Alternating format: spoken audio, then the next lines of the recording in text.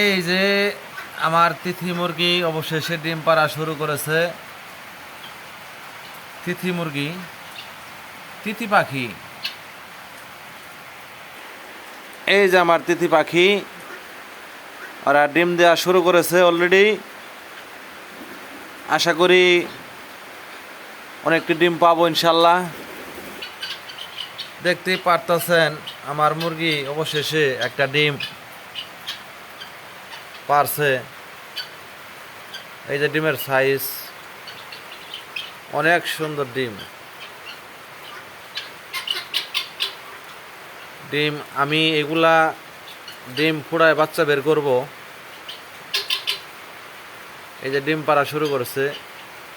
ডিমের সাইজ একটু ছোটো, আশা করি তাড়াতাড়ি ডিমের সাইজ বড় হয়ে যাবে।